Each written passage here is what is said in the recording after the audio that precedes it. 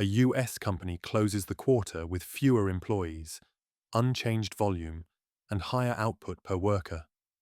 It calls the result AI productivity. Inside operations, reopened cases rise, senior staff handle more exceptions, and contractors clear work outside the reported team. Payroll falls, productive capacity may not have increased.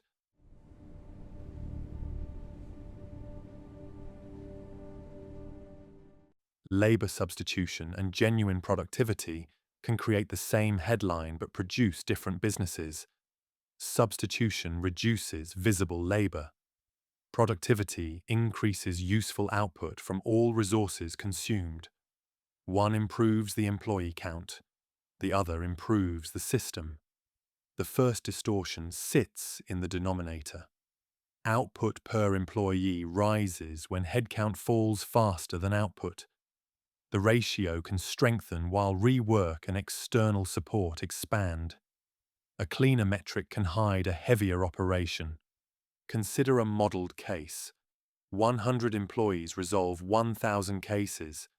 After AI, 80 employees record 1,000 closures, but 100 cases later reopen, and the equivalent of 5 full-time contractors is required. The headline shows a 25% increase in output per employee. After quality and external labor are counted, the adjusted gain is about 6%. The payroll reduction is visible. The productivity gain is still a hypothesis. AI removes standardized work first. Drafting, classification, routing, and basic analysis require fewer hours. What remains is more ambiguous. Employees inherit cases that resist standard treatment or require judgment. The average machine task becomes easier. The average human task becomes harder. Entry-level roles contract because routine work once supported production and training. Experienced employees absorb correction, escalation, and responsibility. Headcount falls, yet the wage premium for protecting quality can rise. Labor cost declines at the base and concentrates near failure points. US quarterly reporting encourages this confusion. Headcount reduction reaches the P and L immediately. Durable productivity must be observed after rework, turnover, retraining, contractor use, and service deterioration are counted. The reduction is recognized before the model has faced enough variation to verify the claim. The accounting benefit arrives before the result is verified. A stronger test begins with useful output. Useful output survives review, reaches the customer, and avoids a matching correction burden. Rising closures with rising reopenings indicate faster processing, not necessarily greater capacity. Falling drafting time with rising approval time means labor moved downstream. Weaker response times means service capacity financed the staffing reduction. The question is not how many jobs disappeared. It is how much total labor burden remained. That burden includes employees, contractors, overtime, supervision, exception handling, retraining, and time spent rejecting unreliable results. It includes higher pay for workers who understand where the process breaks. Fewer employees can lower payroll while increasing dependence on scarce judgment. AI can remove direct labor from the visible workflow and recreate part of it through review, escalation, and specialist dependence. The economic improvement is the difference between labor removed and burden recreated. That difference must survive stress. When volume rises, a genuinely productive system should absorb more demand without restoring labor at the same rate. When exceptions increase, quality should remain stable without a surge in overtime or external support.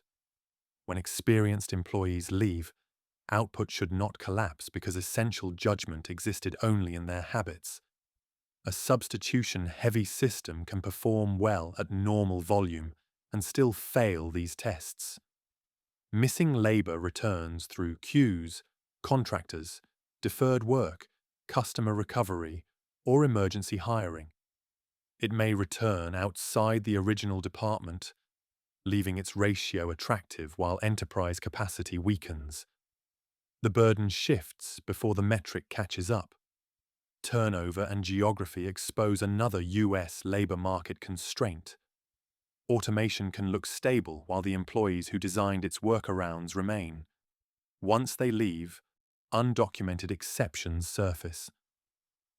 Firms outside major technology hubs may struggle to replace the experienced operators who stabilize the process. Lower headcount can coexist with longer vacancies, higher replacement cost, and dependence on a few critical employees. Part of the reported productivity may be borrowed from employee continuity. A lower labor count does not guarantee lower labor dependency. Measurement must combine several tests. Cycle time must fall after exception work is included. Quality must remain stable after reopenings are counted. The same workforce must support more useful volume across multiple periods. The result must persist through turnover, demand variation, and the withdrawal of temporary support. No single ratio establishes this. Revenue per employee can rise because of pricing. Cases per employee can rise because standards weakened. Labor cost per transaction can fall because review moved elsewhere. Each measure matters only when the surrounding labor is visible. Substitution is not economic failure. Removing routine labor can lower cost, change the skill mix, and reduce hiring without expanding productive capacity. The error is treating that outcome as proof that the firm can produce more from its full resource base. That error changes workforce planning. Management may remove too much capacity, underfund reskilling, or assume the remaining workforce can absorb rising complexity. Productivity then depends on low exception rates, stable senior talent, and work not yet visible in the measurement period. The modeled case makes the distinction concrete. 80 employees recorded the same number of closures, creating a 25% headline increase. Once reopened cases and contractor labor were counted, the quality-adjusted gain was about 6%. The operating system improved far less than the employee ratio suggested. The durable question is whether AI enables more useful economic output from the complete labor burden, or merely reduces visible headcount while relocating work into oversight, exceptions, and concentrated expertise. One result creates a smaller payroll. The other creates a more capable firm. The labor economics reveal which one occurred.